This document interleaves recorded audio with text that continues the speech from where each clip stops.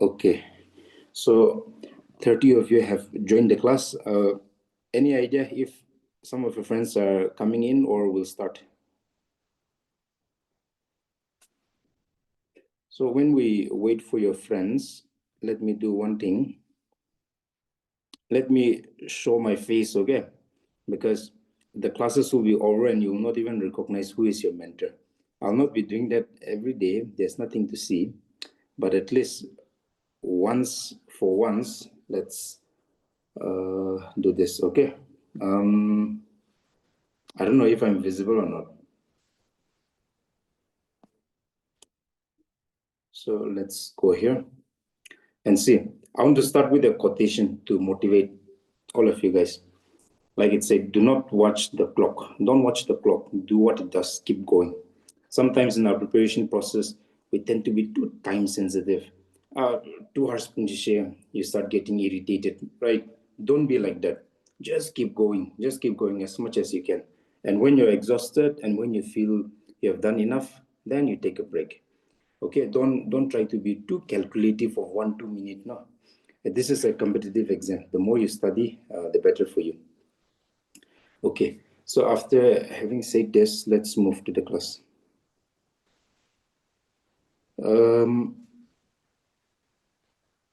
I'll be using whiteboard, and please do not use the whiteboard.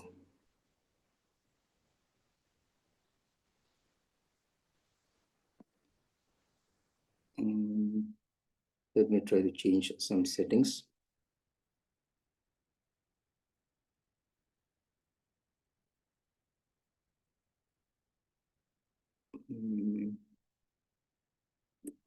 Okay.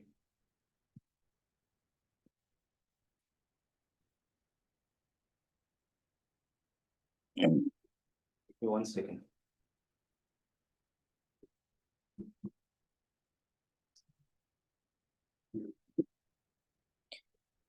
Okay, so today will be, I don't know, how do I stop this? How do I stop this? I keep trying to do it, but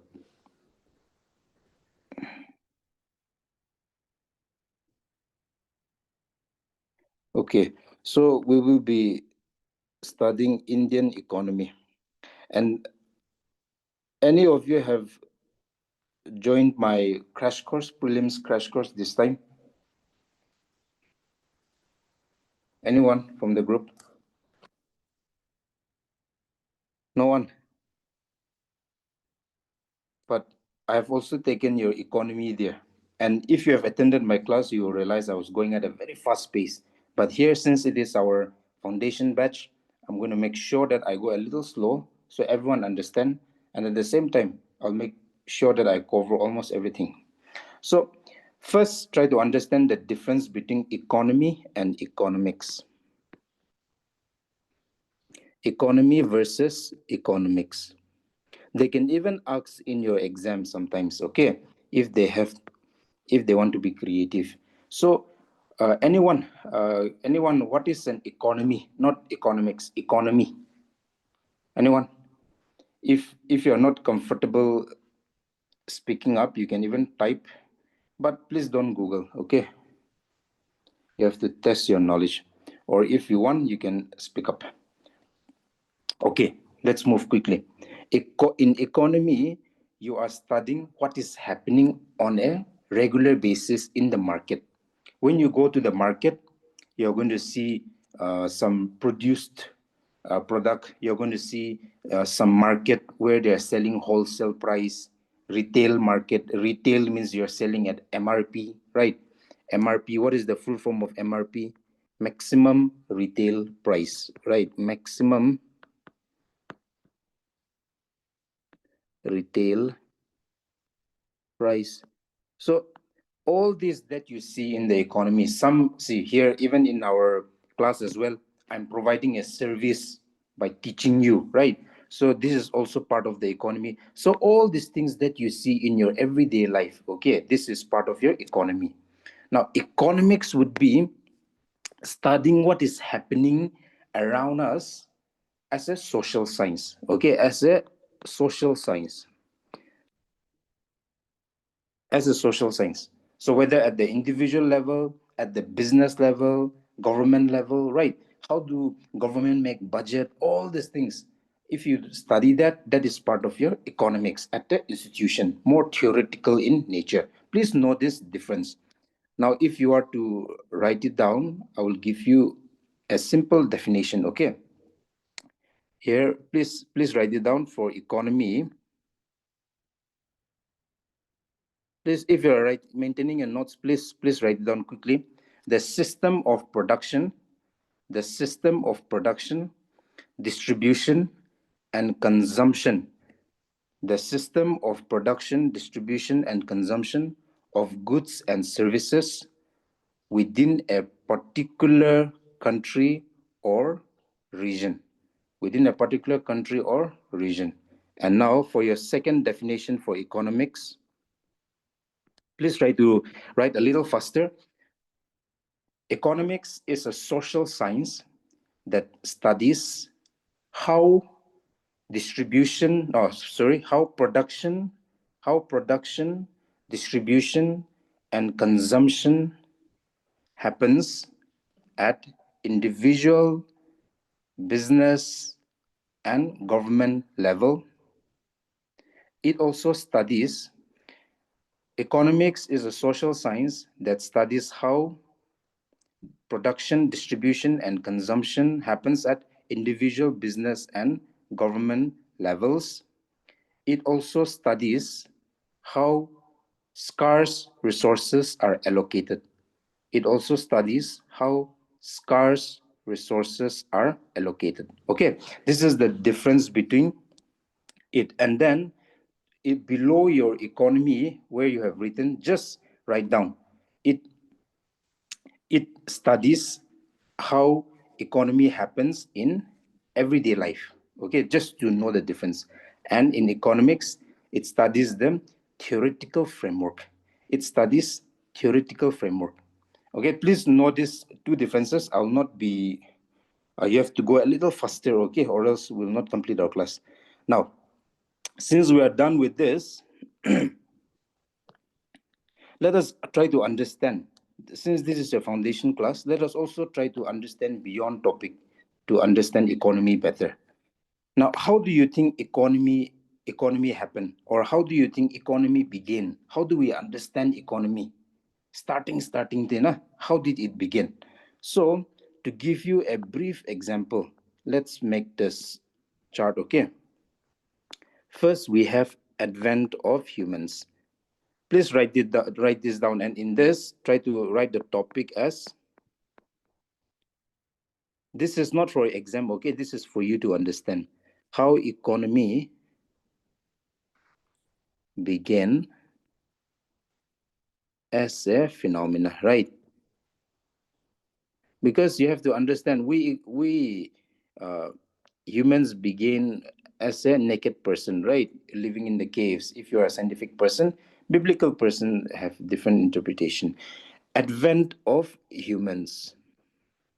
So we human beings first came into being, then later on we were just firstly we were just hunting, we were just getting whatever we can take from the forest. Second, we began our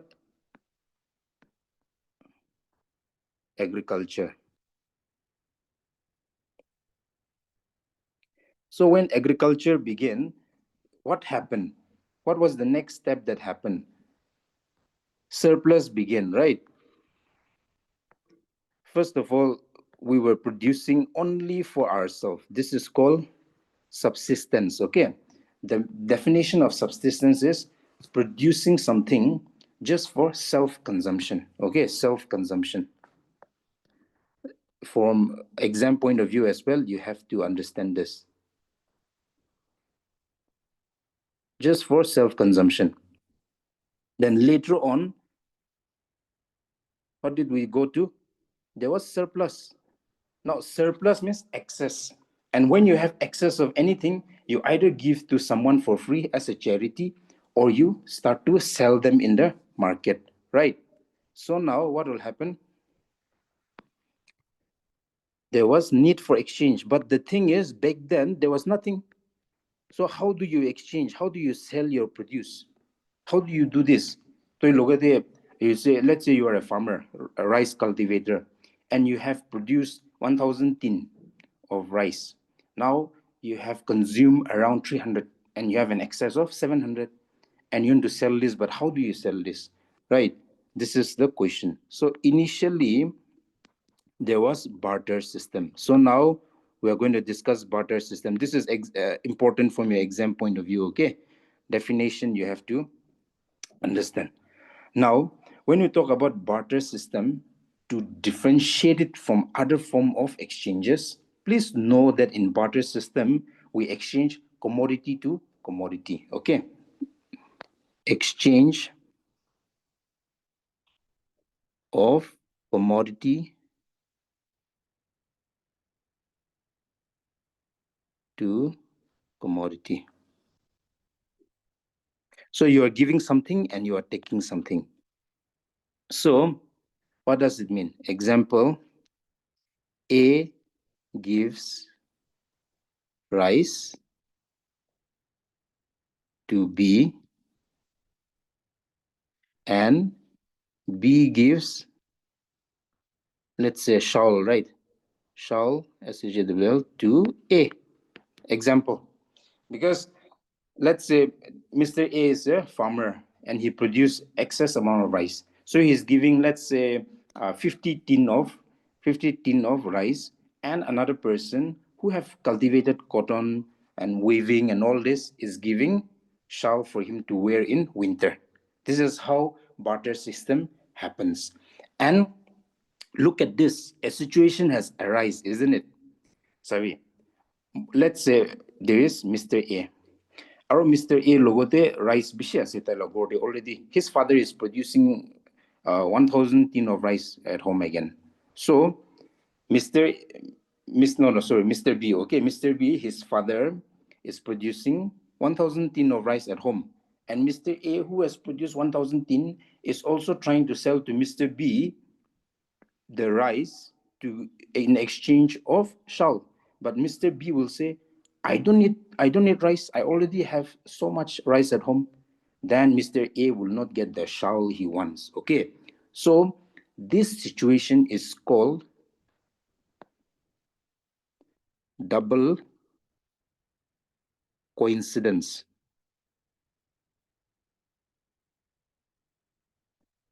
of wants.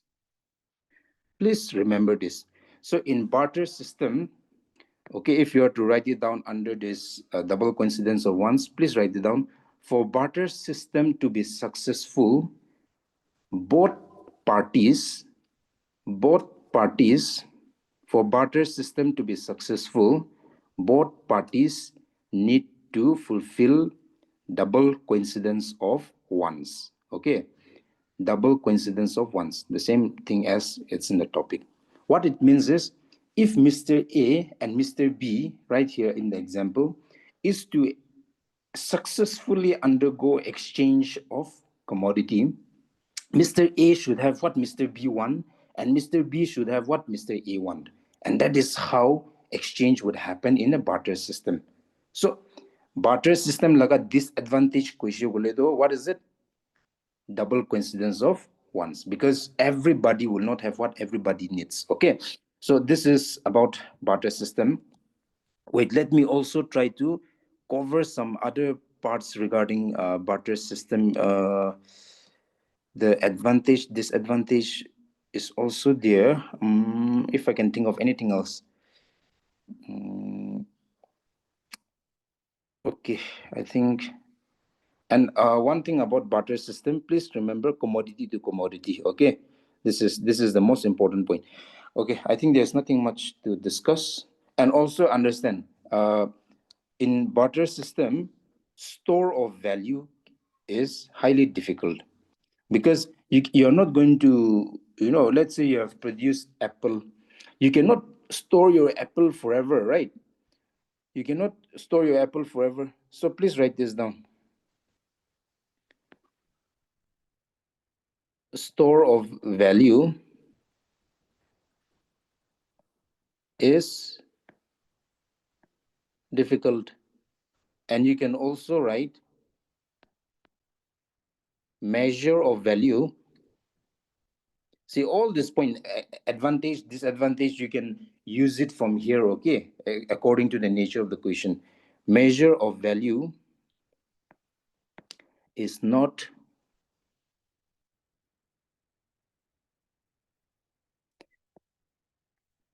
accurate.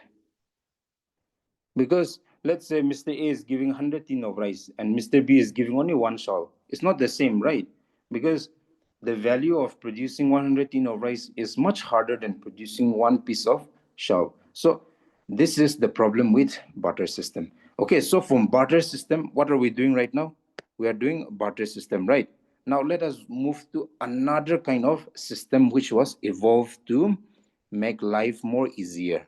So in B, we'll be going to monetary exchange. So today, if you look at one second.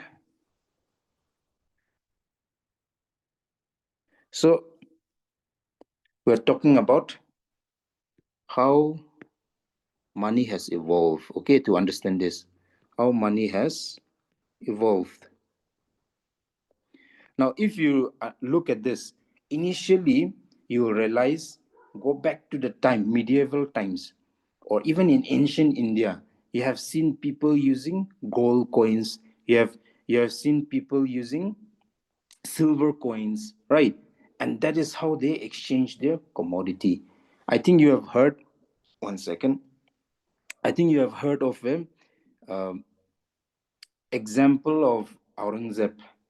Aurangzeb, he underwent debasement, which means the gold that he was giving, the silver that he was giving, was reduced. Okay, the weight was reduced, and that is how inflation happened.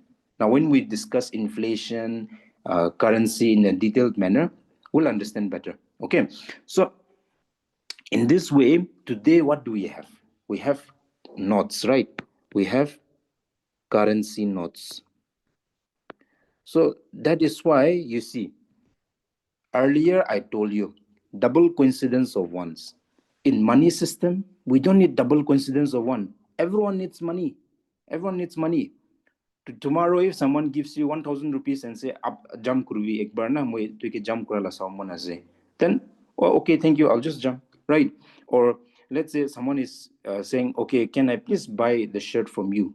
Okay, this looks very nice." And let's say you have bought it for 1,000 rupees and he's giving 2,000 rupees. You say, "Okay, take it," right? I'm just giving you a rough example why we don't need double coincidence of ones in monetary system. Secondly, store of value. You can take the money, deposit in your bank, and the bank will store it for you, or you can take the hard cash and put it in your drawer. You're still storing the value, right? And even here, measure of value, everything has a value.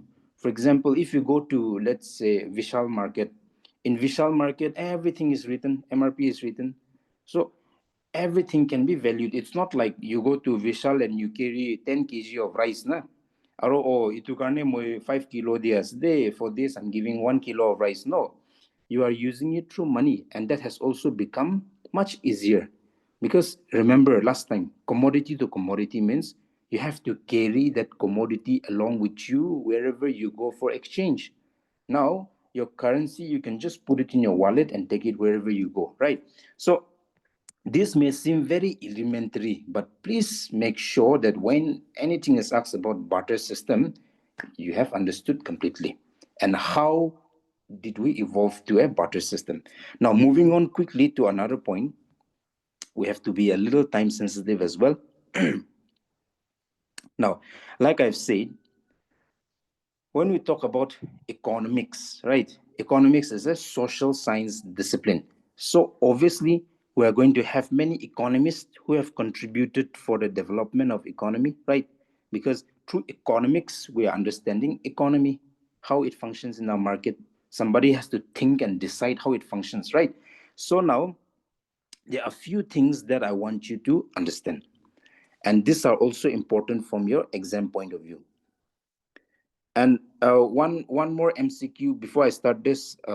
One more from MCQ perspective as well. The first country to issue paper money, okay, paper money. First country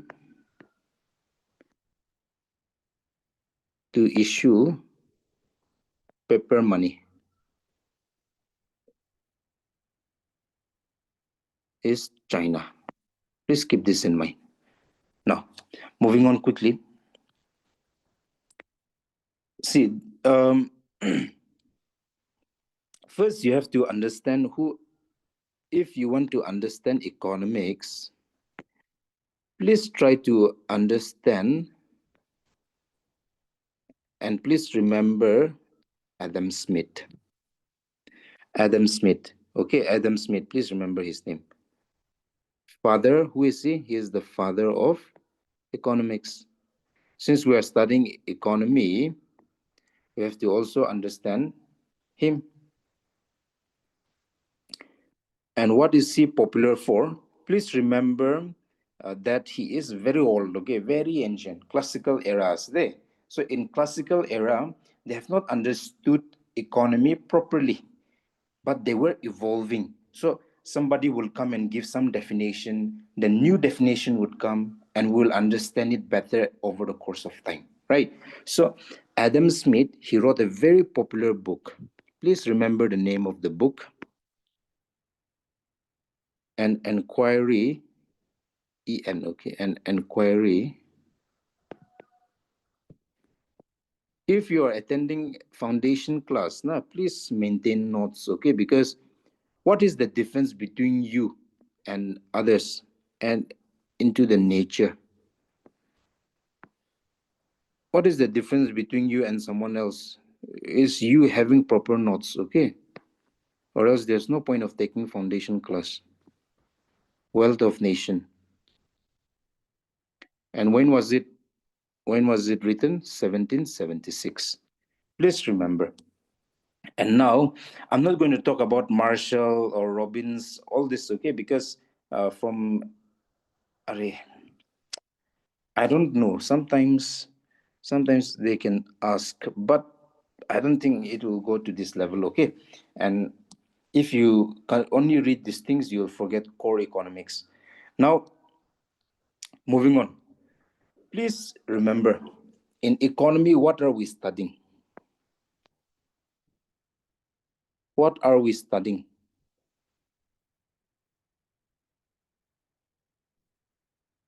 In economy. Please keep this in mind.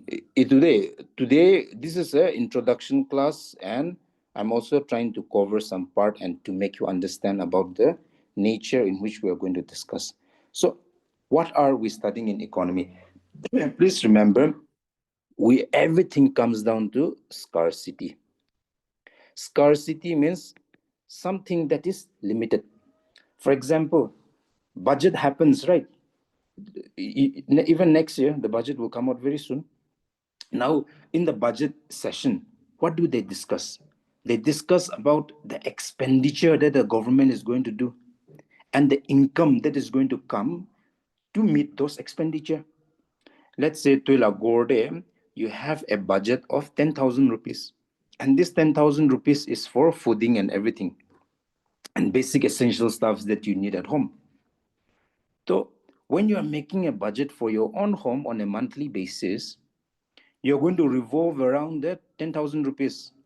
You're not going to come up with an expenditure amount of 20,000.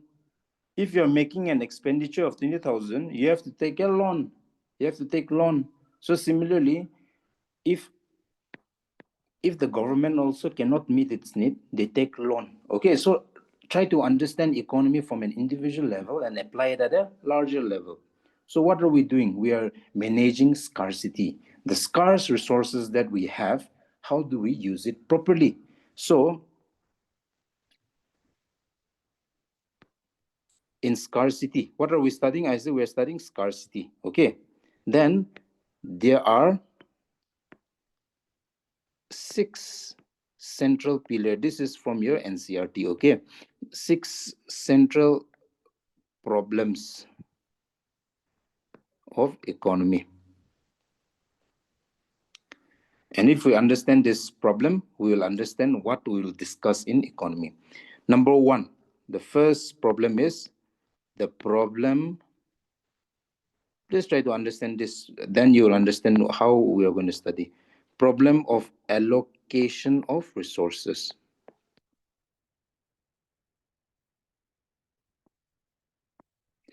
So, which means, in other words, what to produce, right? You have a limited, let's say the government budget is about 48 lakh crore, right? Now, from this, everything is not going to go for production. Some of them will go for services, pension. Some of them will go for subsidies, all that, right? So now, in all this process, how is the government going to decide what to produce?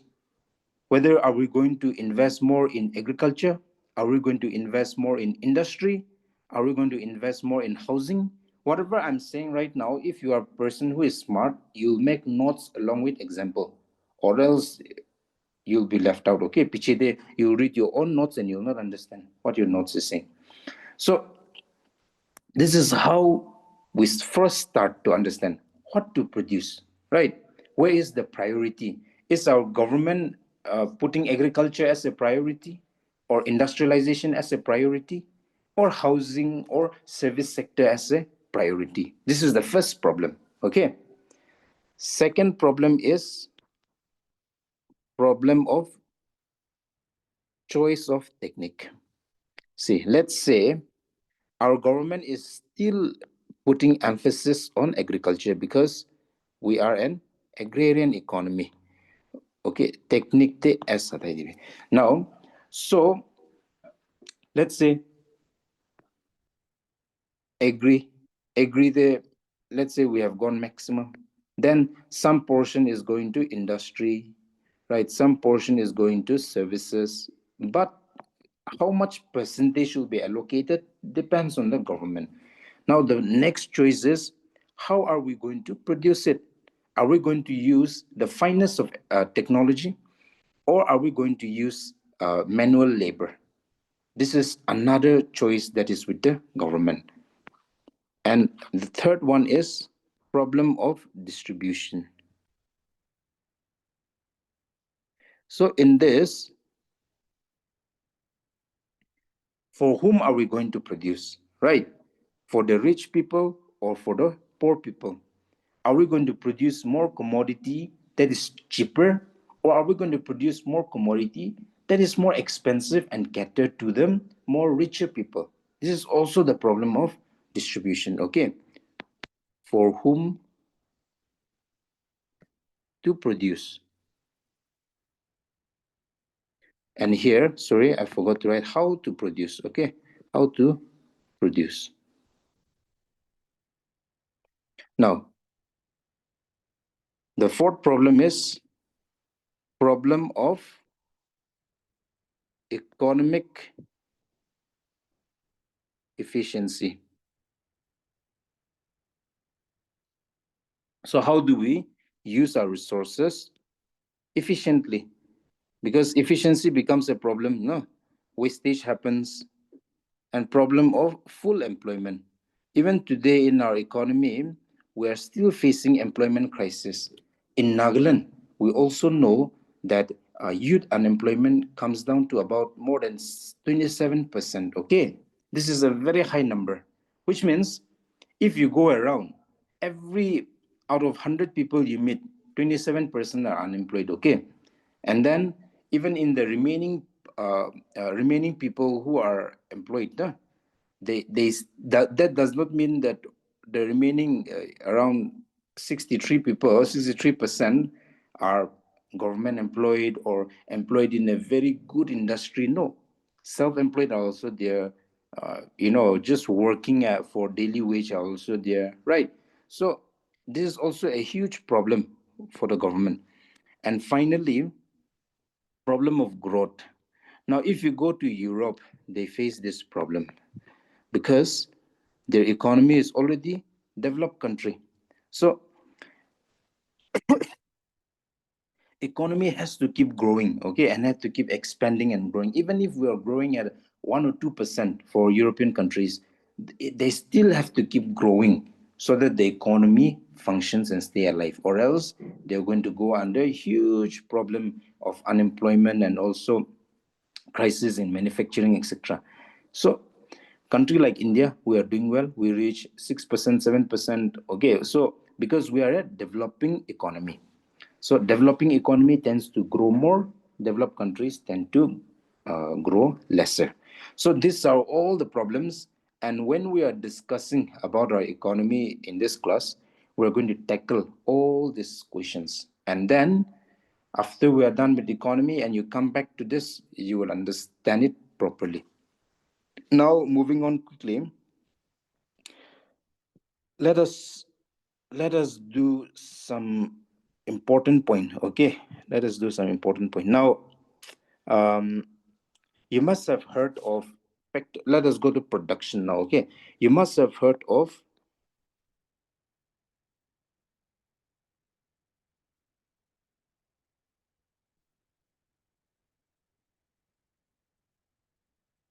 factor of production.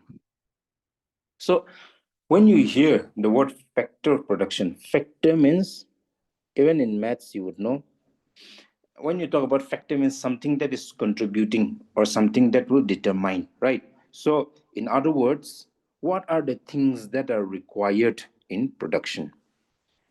I will explain this. There are four factors of production. Okay, four factors of production. Please write it down. Now, before I go through this, I will explain through a diagram. Now, let's say you want to start a business. You have bought a piece of land.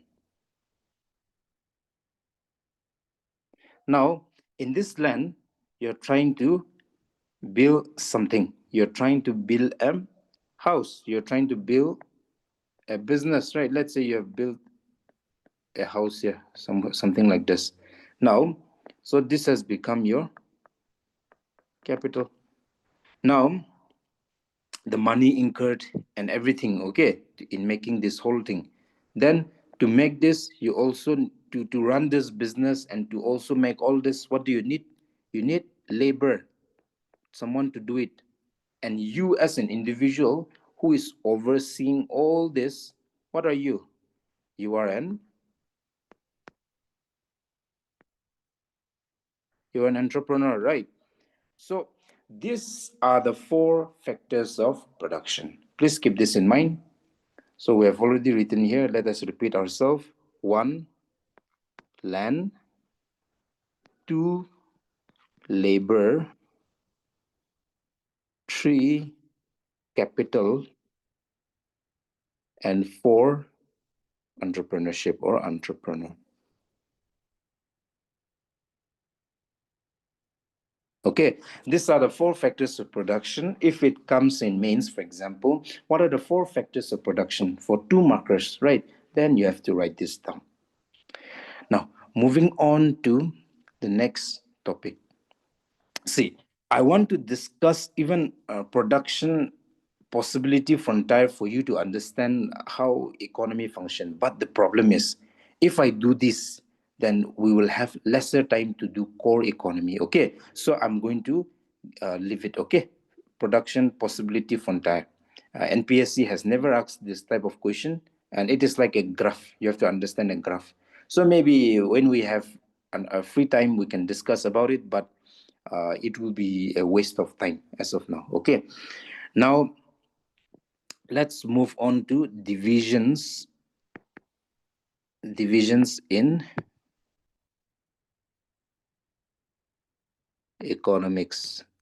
So when we discuss about divisions, we are saying what type of economics exists. First, I think you have heard of microeconomics. Sorry, ECO. Okay.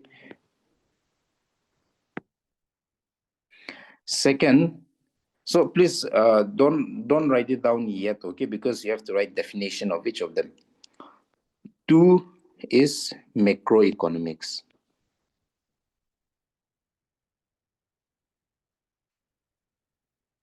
3, now this becomes optional, okay? Mesoeconomics. NPSC, they will ask only these 2. And if they become too creative, they can come down to meso and meta. Meta-economics. Now, first of all, let's deal with microeconomics. See, when you hear the word economics, firstly, economics, please know the difference, okay? It comes from the word, please remember, it comes from the word oiko and nomia. Economics comes from the word oiko and nomia. Oiko means household or family, right? And nomia means obviously management. So this was given by Aristotle.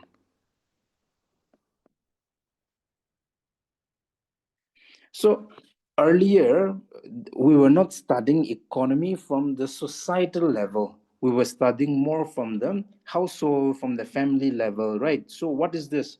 This is basically your microeconomics. Okay, this is basically microeconomics. Please keep this in mind. So what is the definition, official definition for you to understand? It deals with microeconomics. If you are to write down, microeconomics deals with the functioning, FUN, functioning, and behavior of an economic unit,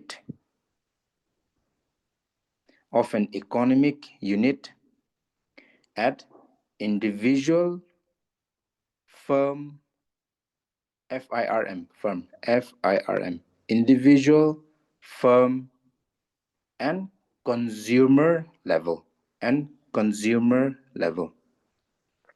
Okay, so this is your basic definition. Second, let's go to macroeconomics. See, I don't have to tell you, micro comes from the Greek word, right? Micros, MIKROS, right? Which means small. Macro comes from the Greek word which means macros, right? MAKROS, which deals with large, something that is large. Okay, these things, don't get confused. I think everyone knows what is micro, macro by now. So when we talk about macroeconomics, please write it down. Macroeconomics looks at economy as a whole. Okay, done. Stop. Which means we're trying to understand economy as a whole, whether at the under bracket you can write at country level, societal level, etc. Okay, so we're starting at a larger point of view here. Economy, the whole country. What is the best definition? We study GDP. Purado, we're studying the economy of the whole country, right? So let us move to the third one, mesoeconomics. Now, since this is not very relevant from exam point of view, I'll just make you understand, okay? So in mesoeconomics, they are in between micro and macro. Okay, they are not micro, they are also not macro. They are in between. So they study, for example, a particular sector. For example, infrastructure like a sector, or let's say agriculture sector, or let's say you're studying let's say automobiles, right? Then that particular sector, please remember, in mesoeconomics we are studying particular sector, and it is between micro and macro. Please keep this in mind. Now coming to meta economics. Meta-economics here, in meta-economics, we are not just dealing with economy.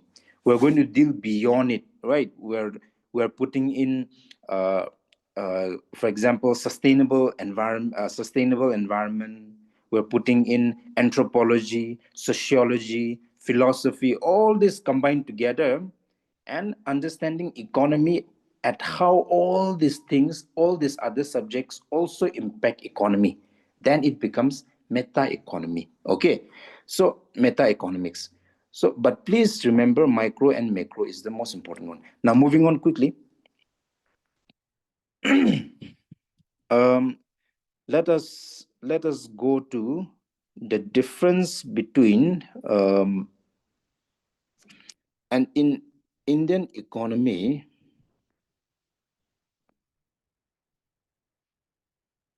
we are mostly going to study macroeconomics. Please keep this in mind.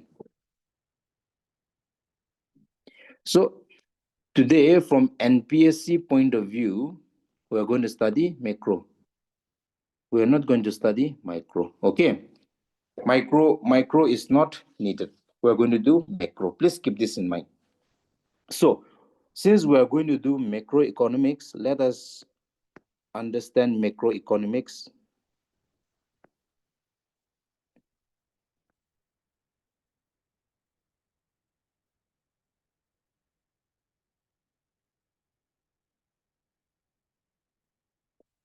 There are two schools of thoughts.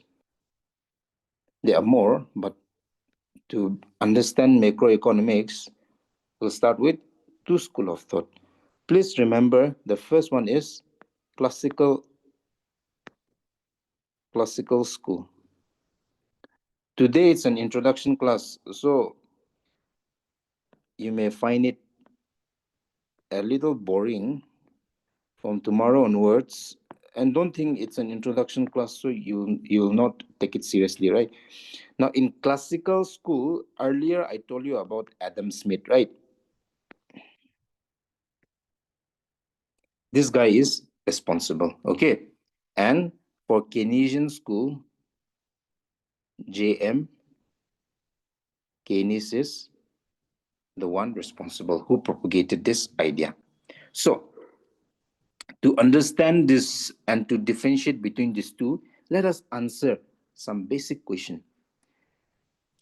First of all, can government influence the economy in this part?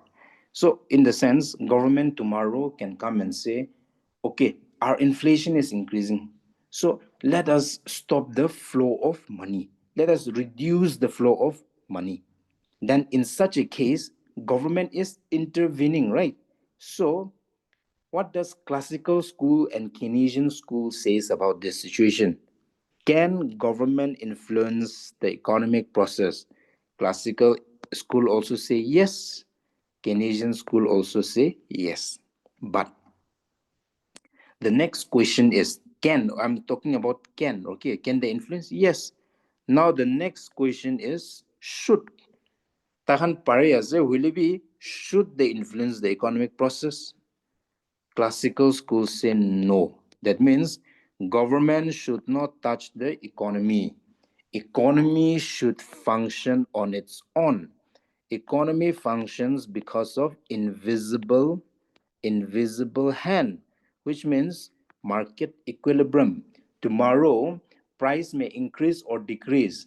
But if the price increase, the demand will decrease and the price in the long run will decrease on its own. These are invisible hand that equalizes the market. This is what classical school believes. See, I'm going to explain, okay? And if you're smart, you're going to write notes on your own. If you're not, then you'll be left behind, okay? Now, what does Keynesian school says about this? Can the government influence, or no, should the government influence? Should the government influence economic process if you cannot follow up, right? Keynesian school says yes, government should interfere, because if government does not interfere, economy will go in a limbo. Our economy will fail. The market will crash. Okay, so government has to influence. This is the major difference between classical school given by Adam Smith and Keynesian school given by J.M. Keynes. Okay, please keep this in mind. So, from your NPSC point of view, if they ask you, differentiate between classical school and Keynesian school of macroeconomics. Then what are you going to write? You're going to write classical school is given by Adam Smith, and it says that government should not interfere in economic process, and it should be dealt with an invisible hand. Keynesian school there, it was given by J.M. Keynes, and it says that government should interfere the economic process to ensure stabilization in the economy. Okay, and to regulate the economy. So this is the basic difference between the two school of macroeconomics. And some of you may feel like this is boring, but exam comes where there is a boring topic. Okay, it is not going to come in the topic that has come forever. They are not going to keep asking GDP forever. Okay, they're going to expand. So please keep this in mind. Some of you think that you can predict the question paper, na? And it took important no way, and they will not keep in mind. So, like I've said, Keynesian school ke aise regulate the economy. Government has to regulate. If I don't write it down, government need to regulate the economy. Please write this down.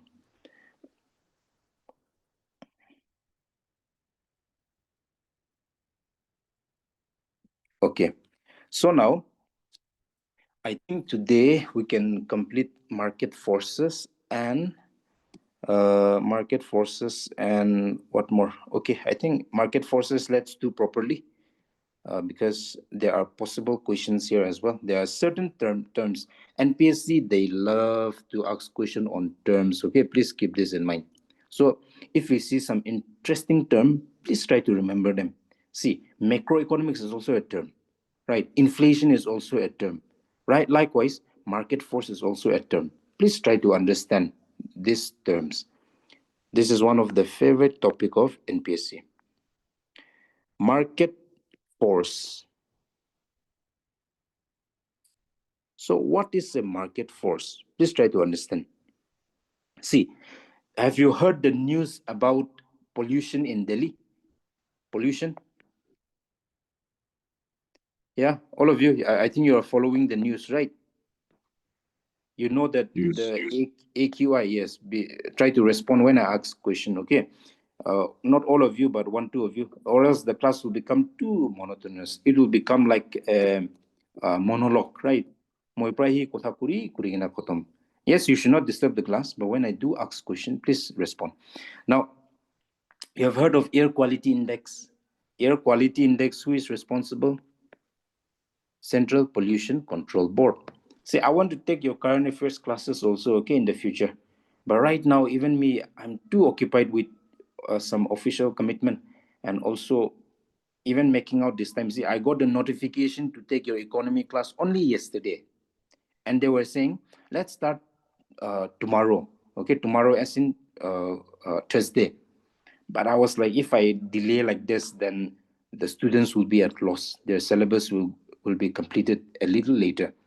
And they were also saying that every Saturday is holiday. Right? I told them, no, I cannot give Saturday holiday. You are an aspirant. Okay, you have to study even on Saturday. You're not in school anymore. Don't behave like a school kid. This is your competitive exam. You want to clear the exam? You have to study. If you're not studying on Saturday, someone else is studying on Saturday. Okay? Please keep this in mind. Remember, we are in a business of competition. Competitive as a nambi, competitive exam as a.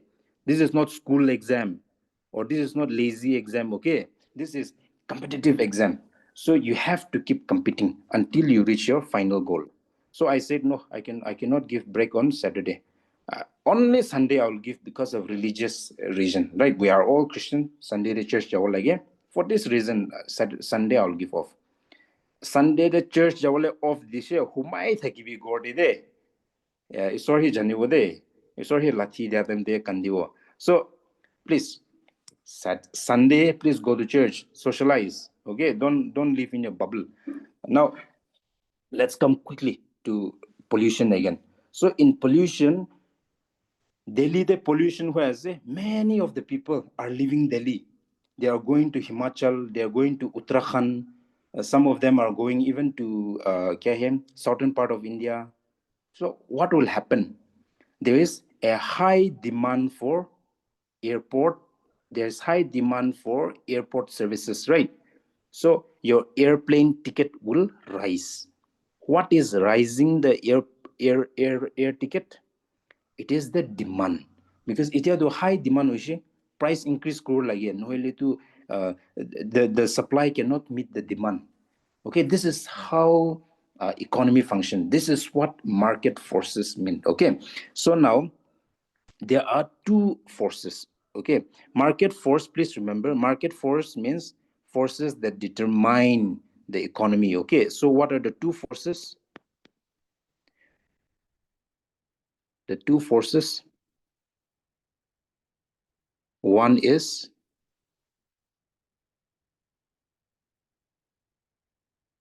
demand and two is supply. See, in my previous class, in my prelims crash course, I have noticed that some of the students are even entrepreneur. Okay, some of them, they are selling stuffs online. Some of them are also trying to make a living through digital media, right, with social media. So sponsorship can be paina as a very nice. Okay, please try to expand your scope, because competitive exam is not guaranteed. So try to have a hobby. Okay, and for your hobby to be successful, you have to understand what economy is, because everything comes down to money. So now, in demand, please remember, what is demand? Demand is the willingness and ableness. See, but other hobbies as well na. Hobbies to laga primary thing no na. So keep it as a hobby for now. Okay. If you put that as your main thing, then you'll never clear the exam. So willingness and ableness to purchase, which means I want to, let's say, yete iPhone as a Nagaland iPhone is too popular now. Everyone wants to get an iPhone. So let's say there's an iPhone. I want willingness means I want to buy an iPhone, and I have the money. Ableness means I have the money to buy the iPhone. Most of us here in the class today, most of you want to buy an iPhone. Well, ableness nai, ableness nai. Paisa nai, right? So you are studying today to be able to buy iPhone, to be able to buy the car of you want, right? So demand, this is demand. Okay, we want something. So please remember demand. Two forces, one is demand, the other is supply. So for everything we have laws, right? What is the law of demand? Please, please note this down. As prices of commodity increase, the demand, please remember increase, please remember this word here, increase. The demand for that commodity decrease, comma, ceteris paribus. Ceteris paribus is the short form of all other things being equal. Okay, that means other things in the economy is just as it is. We are only talking about demand and supply, right? So only focusing at demand. If the prices of a commodity, let's say you want to buy an iPhone, they're selling you at 50,000 rupees, but tomorrow the price of that went up to 1 lakh. Okay, then obviously you have, let's say, 60,000 rupees in your account. The demand for that commodity will decrease, right? Because you cannot meet the demand. The prices are too high. So this is what law of demand means. And try to look at the reverse. If the price, let's say iPhone kinulemon say 50,000 thagishe, it dropped down to 30,000, and you have 60,000 rupees in your account, then you can buy two, right? So now the demand for that commodity will increase. Pola do ekta demand ko dahi that duita demand ko lo de. So this is what the law of demand means. Price is a factor here. Please keep this in mind. Now, I can even draw you a graph for you to understand, but I don't think from NPSC point of view that will be very relevant and it will be a waste of time. Okay, so please keep this in mind. See, law of, I'll just give you a rough chart. Okay, I mean, one second. I'll give you a rough chart. Sometimes it's so hard for you guys to understand. Since it is a foundation, I have to do the needful. Now, imagine this is your price X. Okay, now let's say this is quantity of, no, quantity demanded. That will be better. Not quantity of demand. Quantity demanded. Now, so what it says is, as per this definition, our graph would be a downward slope. Okay,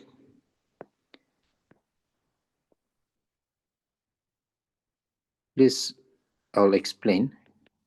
Downward sloping demand curve, or in other words, it is negative slope because it is going down, right? Now, so we said as price of the commodity increases. So let's say earlier, the price of that commodity, let's say, is 200 rupees. So demand is here, right? Demand is here. So demand quantity is more. Let's say this is 1, this is 2, this is 3, this is 4. Let's say this is 5. Okay. So now the demand for that quantity is high. Now the price have been increased to 300, let's say 400 rupees. Then the demand for that quantity, let's say, is 3.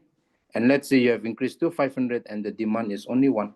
So this is the graph I want to show you. Basically, this graph is to make you understand. As price of commodity increases, price is increasing, so demand is decreasing. Quantity demanded 1, 2, 3, 4. It is going lesser as the price increases. Okay, and please remember it is a downward slope. Now, let us move quickly. We cannot waste time. I can go very detailed, but see, it will be confusing. If I say demand increase, it will go to right shift.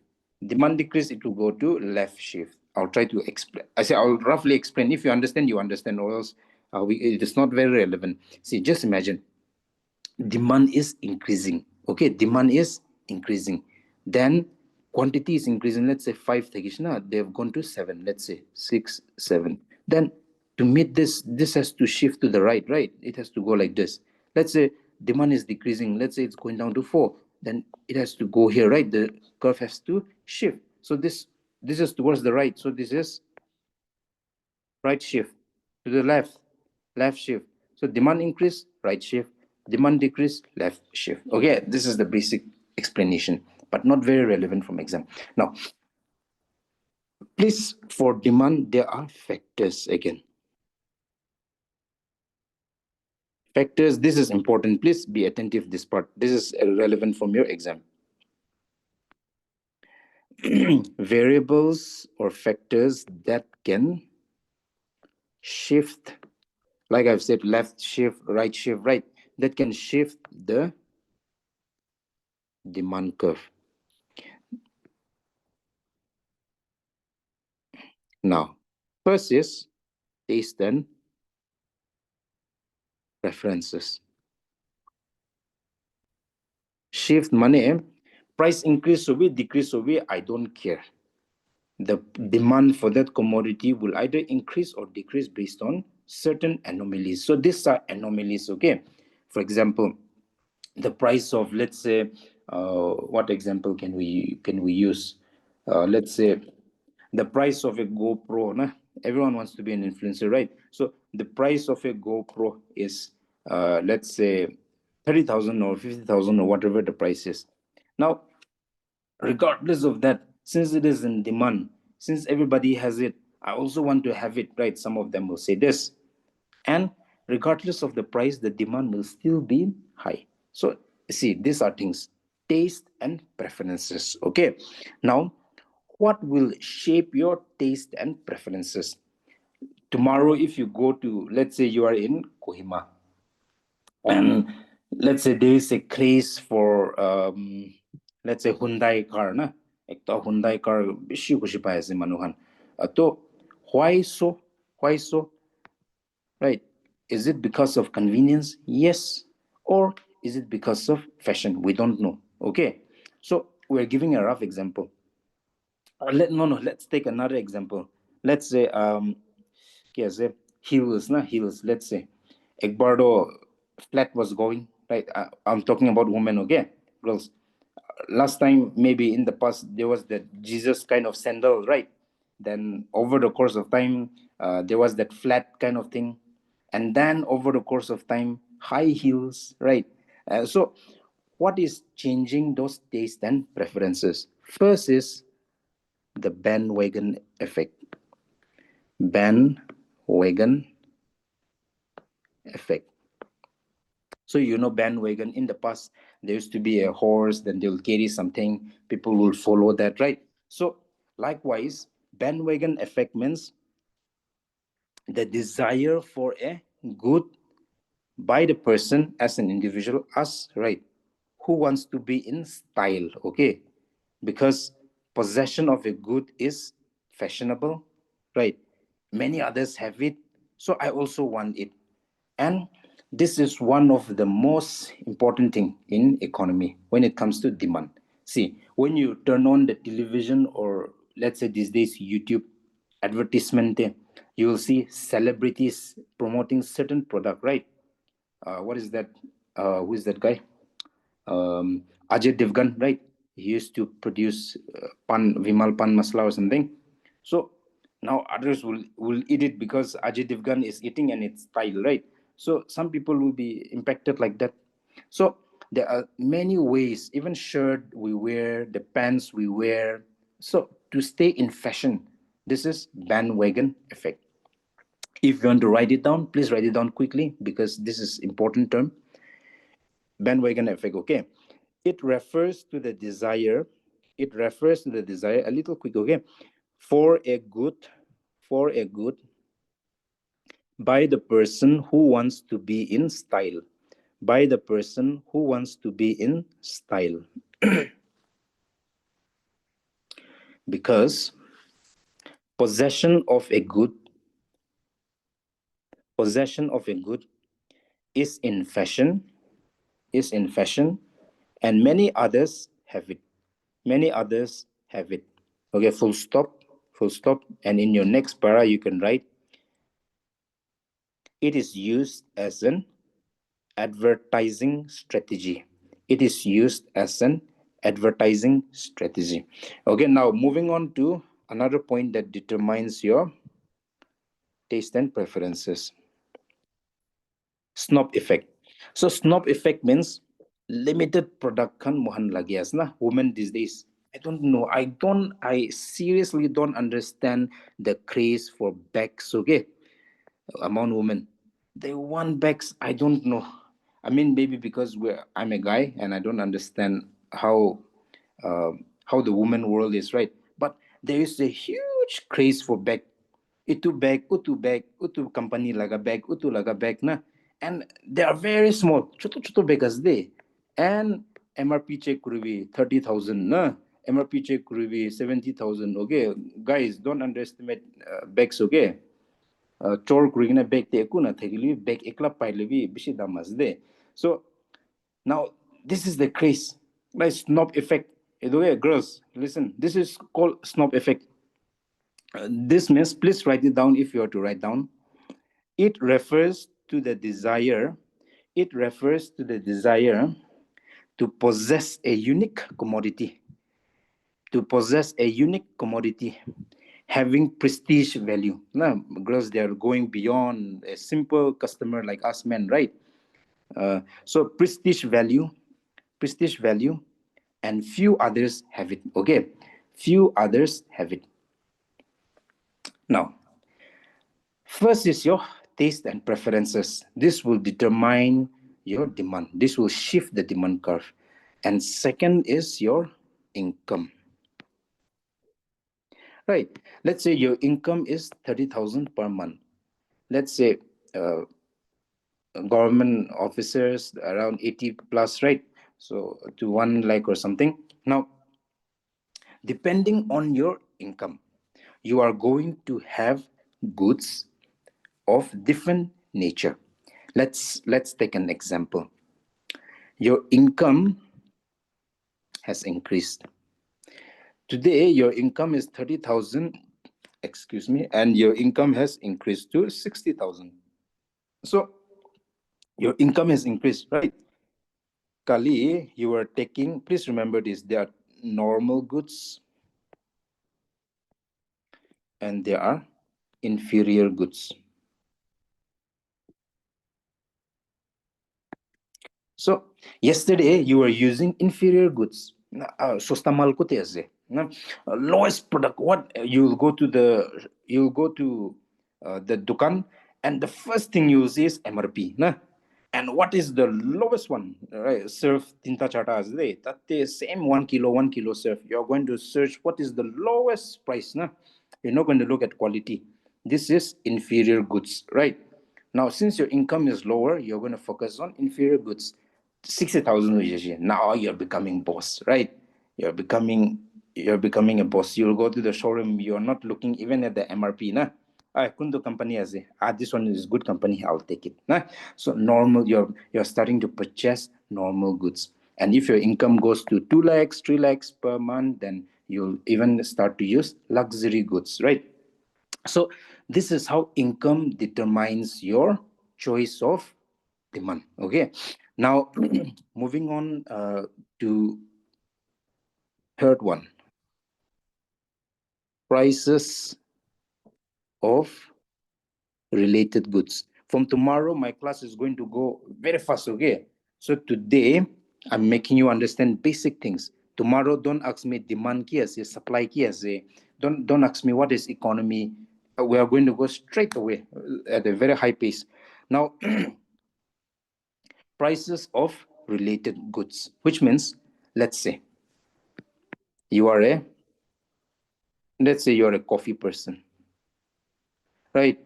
You're a coffee person, but now earlier you used to get coffee by, let's say, 20 rupees. Price was increased to 40 rupees, and let's say tea was 10 rupees, and the price increased only to 15 rupees. Now, so coffee bhi khawle na na, so you're starting to buy tea.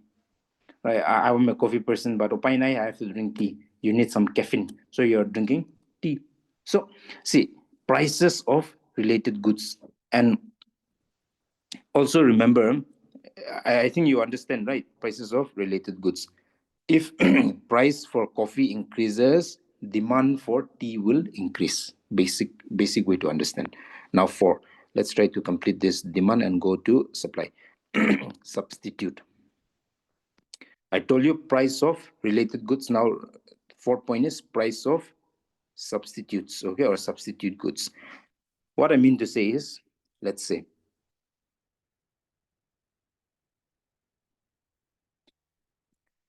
okay, no, price of related goods. Then, this is your A, substitute, yes. Substituted tea and coffee, right? B, there you have, complement, okay, complements. So now, price of complementary goods. So in price of complementary goods, let's say you have bread, okay, bread, and you have butter. Now these are goods for which, let's say, increase in the price of one. Let's assume the price for butter has increased. Then there would be a decrease in demand for other. So butter la price increase, we say bread laga price to decrease. So because they are complementary, we eat bread with butter, right? But many of us, we just eat bread only. We don't eat butter. So I don't think this is applicable for us. But let's say petrol and car. No? Price of petrol is very high. So the demand for car will also decrease, petrol car. Maybe the demand for diesel car will increase. Okay, so try to understand these complementary things. Complementary things, they go hand in hand.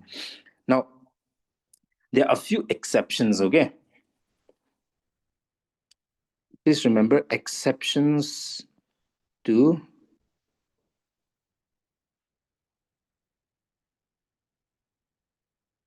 with shifting to shifting of demand curve. Please write that down. I'm trying to do it quickly. Now, first one is I told you now earlier, keep a shift kure. Now, the other one is it will not shift regardless. Okay, that means there are exceptions to such shifting. One is given goods. Given goods come from a situation that happened way back in Ireland. You know where Ireland is, right? Ireland. You have UK, then we have Ireland, right? Northern Ireland is part of UK, but there's other part, right? Ireland. So in Ireland, the price of potato was increasing. So even if the price of the potato was increasing, the demand for potato was never decreasing. Because first of all, there was not much easy alternative, and at the same time there was a culture, there's a culture within the Irish people of eating potato as well, right? So that is why even if the price increases, the demand does not increase. Please keep this in mind. Price will increase, but and price will increase, but demand will not decrease. Okay, demand will keep increasing even if the price keep increasing. In other cases, price increase kurule, demand will decrease, right? Now, another exception is Veblen goods. So earlier I've told you about Snob Effect. Snob Effect itu mungkinlah taste and preferences kini ka influence kurese. That is what we see. But in Veblen goods, we are discussing how goods having a prestige value. Okay, the greater the price of commodity, the greater its demand. Okay, please write this down in in Veblen goods. One second.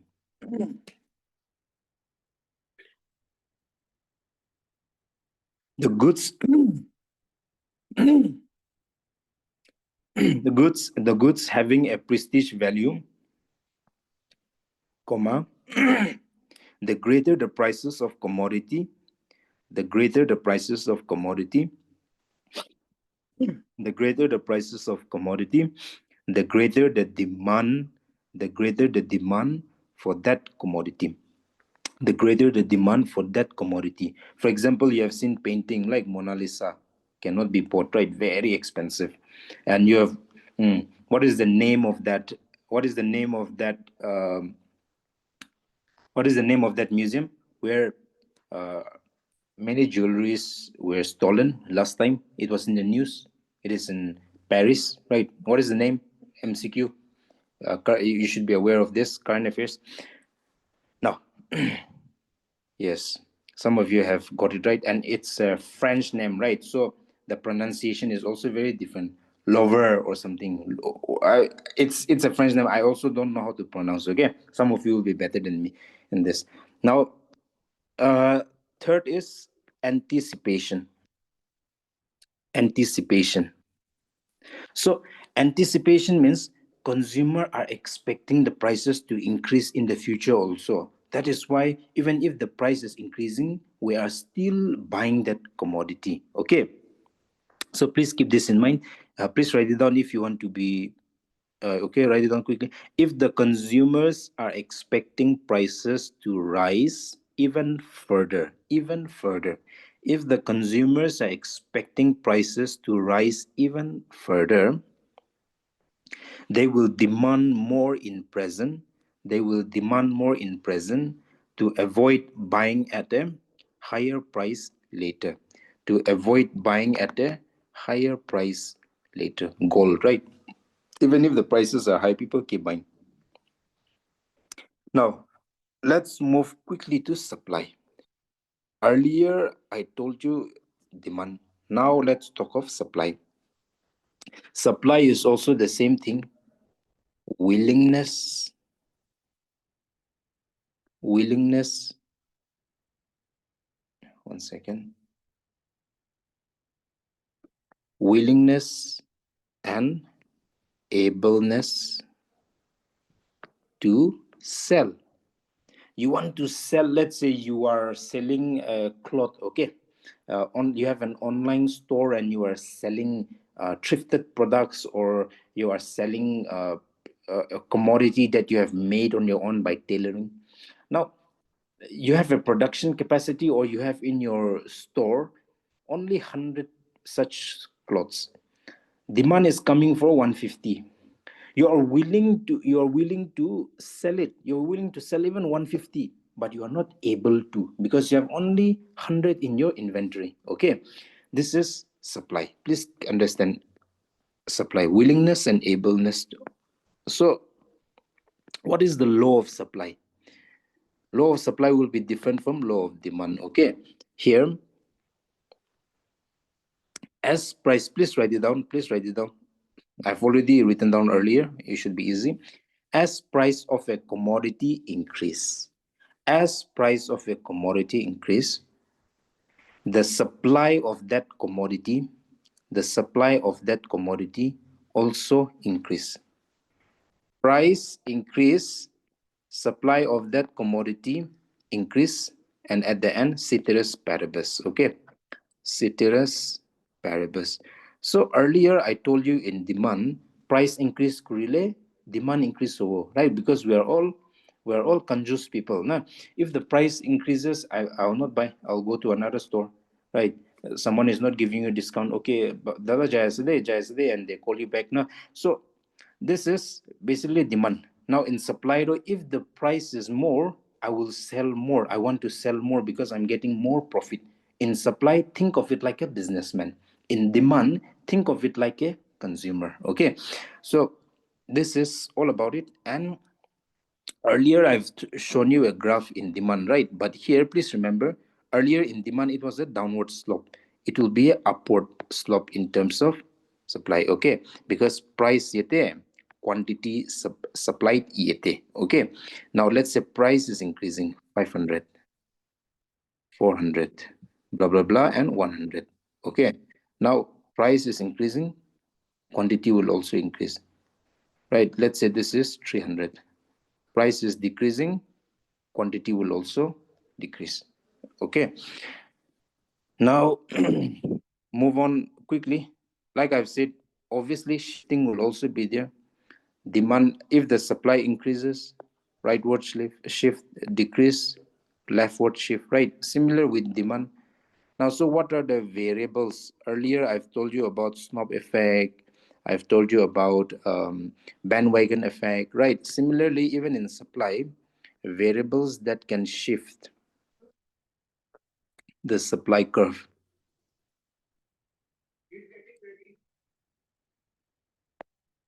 What are the variables? Please, variable. Okay, sorry. Some of you are a little slow. So, one, input price. Let's say you are making a certain commodity. Uh, let's say you're making a tire, okay? A vehicle tire. And tomorrow the price of the rubber has increased. Earlier you were getting it at, let's say, $1,000. Now, since the price of rubber has increased, the price has also increased to 1,200. So what is causing the price of your final commodity to increase? The input price. Okay, the input price. Let's say rubber earlier was 500, has gone up to 700, and this extra 200 has led the price to go up because they are metal and other product, na? So the final cost was 1,000, including the profit. But now let's say because this has increased by 200, the price has also increased to 1200. Okay, so input price will determine your cost. Second is technology. Second is technology. Okay, so if it is a labor intensive one, then we'll have cost. Let's say if it is a more highly advanced tech, initially the cost will be high, but in the long run the cost will decrease, right? So there are many ways to look at this. Okay, technology, it can be labor intensive or technology intensive, right? Now what are the exceptions? Earlier we also had exceptions for supply, what for demand, sorry. Now what is the exception for supply? One is monopoly. Right.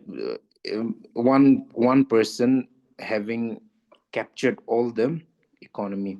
See, earlier in our mobile or telecom services, Geo, I think many of you will be using Geo as well. Geo was about to monopolize the whole economy. Okay. The one who prevented was Airtel.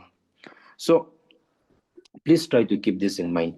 Monopoly is not good. Even now, obviously, they are monopolized by two, Jio and Airtel. So wherever you go, you talk to your friends, Jio na Airtel. Itu has to. Vodafone was also bankrupted. There were also many other company, even BSNL. No one used anymore. The government is trying to revive it now. Okay, so this is the problem with monopoly.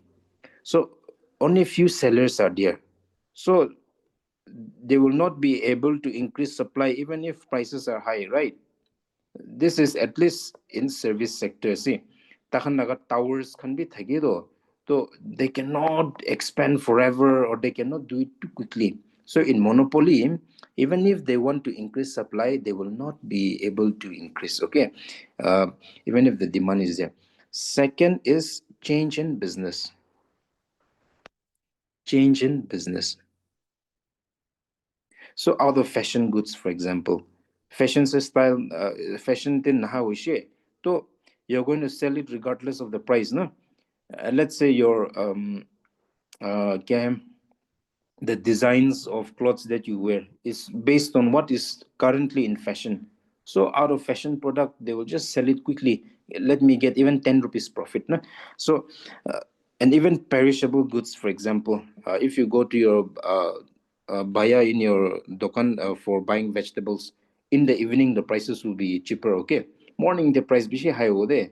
Evening day, because, oh, if I don't sell this tomorrow, it will spoil, right? So even in Delhi, when we were an aspirant, I was studying in Delhi. We used to go to buy vegetable only in the evening, okay? And are so staba di divina alo prona do na and will buy at a cheaper price, okay? So this is all part of your economy. Now, having done your market forces, how do we balance between demand and supply? Okay, this is called market. So another term, we are going to introduce another new term. This is market equilibrium. So this is how demand and supply stays at an equilibrium, which means stays at a balancing state. Now, what is market equilibrium? Please write down the definition. Please write down. The buyers have bought, the buyers who are buying have bought, kinyolution, have bought all they want to buy. The buyers have bought all they want to buy, and the sellers who are selling, sellers have sold, sold all they want to sell. Okay, which means they are at an equal point where everyone is satisfied. This is called market equilibrium. Okay, market equilibrium is a situation in the economy whereby the buyers have bought all they want to buy and the sellers have sold all they want to sell. So if I am to explain in terms of a graph, then please respond kurivide ita. Demand demand curve is a downward slope or an upward slope? Please answer. Demand. Downward. Yes, downward. And supply is an upward or a downward? Upward. Upward, right? Same. Then done. This is how you draw it. And downward take as a right? Demand. Demand curve. And supply curve. And this point where demand and supply meet, okay, this point. This is your equilibrium price. That means at this price, okay, this is the best price, best selling price. At this price, customer can be complain na kurubo, bikri kura be complain na kurubo. Our product and all will be sold. Okay, this is your. In other words, don't be confused if they ask market clearing price. Market clearing price. Okay, they are one and the same. So since we're drawing price, this is supply or demand. Okay, quantity supplied or quantity demanded, whatever it is, this is your curve, market equilibrium curve. Okay, and please remember, market, one point to remember, market undergoes self correction. See, if you look at real estate today, real estate in Dimapur, the prices of land has increased to the point where even the highest paid individual in Nagaland cannot buy a piece of land. Okay, this is the situation of the price of real estate in Nagaland. Why so? Is because they're, they, uh, the seller are the one determining the prices, not the buyer. See, everyone is foolish. They're asking at an astronomical price, and people are just buying it. Okay, oh, I need to have a land because the craze for land is too high in Nagaland. Like the craze for a gold is high in India. That is why mati, because we are tribal people, no? Mati, any price they sell, I will just buy it. And negotiate Kurilibi, let's say 1,000 rupees per square feet. You'll negotiate it down only to 950 and you'll buy and you'll say, wow, I've done such a wonderful job, right?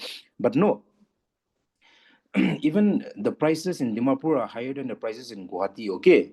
And even some places you can buy it not in main Delhi, but in the peripheral or suburban part of Delhi with the prices we buy in Dimapur.